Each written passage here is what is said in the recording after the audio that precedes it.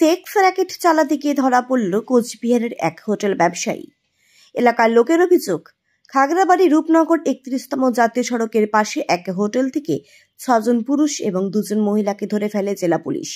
এই বিষয়ে এলাকার মানুষ কি বলবেন শুনে নেব। সিল করলো কেন? হোটেল সিল করলো কেন? আপনারা পুলিশ কি করলো? আপনারা পুলিশ কি করলো?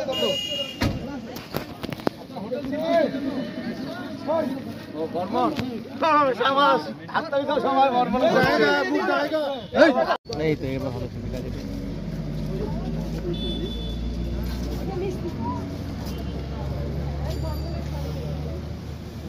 হাতটা দিকে পাওয়া যায়।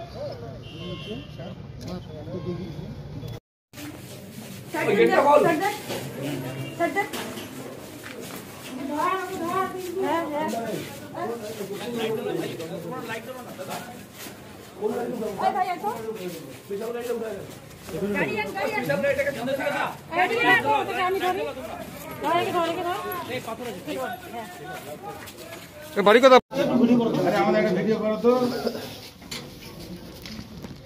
এই দিন আমাকে দিন, ওটা দিন। এই স্যার আমি জানি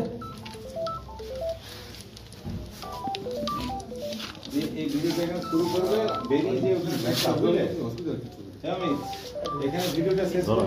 আরেকটু দিন ওইদিকে এইখানটা দিতে হবে। এই যে সিনটা বুঝে হ্যাঁ ঠিক আছে।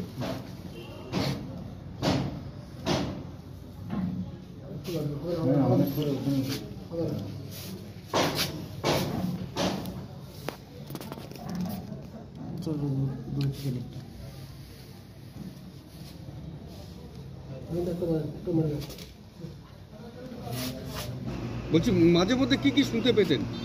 শুনতে পারতাম না, আমরা ঘরেই থাকতাম না, এই বাস এইটুকুই দেখতাম। ছেলে মেয়ে আসা যাওয়া? হ্যাঁ আসা যাওয়া করতো, ভিতরে যেত। প্রতিদিন আসা যাওয়া করতো কি? হ্যাঁ রোজ। আজকে কি পুলিশ আসার পর আপনারা জানতে পারলেন যে এখানে কোনো পুলিশ আসার পরে জানতে পারলাম যে এরকম হোটেল সিল হবে নাকি, বুঝছো? এইটুকু। আজকে হোটেল থেকে ছেলে মেয়ে পাওয়া গেছে? হ্যাঁ আজকে পাওয়া গেছে। তোমাদের 3 জন মেয়ে? হ্যাঁ। আপনার নাম? আমার নাম পম্পা হেগড়ে। এই জায়গাটার কি নাম?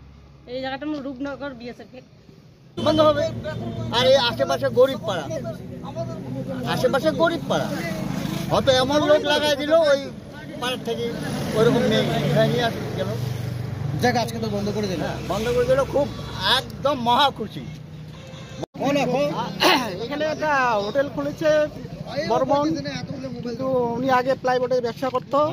হ্যাঁ, করার পরে ও কি সিদ্ধান্ত নিল, পরে হোটেল করলো। এই যে বাচ্চা কাচ্চা নিয়ে আসে নামাপাড়ার থেকে, ছোট ছোট বাচ্চাগুলোকে নিয়ে এখানে ব্যবসা করতেছে। হ্যাঁ, আমরা দেখি কমপ্লেন জানাচ্ছি, অনেকবার কমপ্লেন জানানোর পরে কোথায় কমপ্লেন জানিয়েছিলেন? কিছু করেনি। তারপরে এই যে বিএসএফ এর চাপে এই যে একটু পুলিশ আসছে আজকে? হ্যাঁ পুলিশ আসছে আজকে। পুলিশ এখন কি করে হ্যাঁ এটা আমি বলতে পারছি না। কবে খুলেছিল এই হোটেল? কবে খুলেছিল? কেউ কি দাদা কমপ্লেন কোথায় করেছে? এটা হয়নি এখনো। চারজন নিয়ে গেছে না, আমি দেখিনি। হোটেলটা কবে খুলেছিল? আমি দেখিনি। আপনার নাম কি? আমার নাম সহদেব বর্মন। এই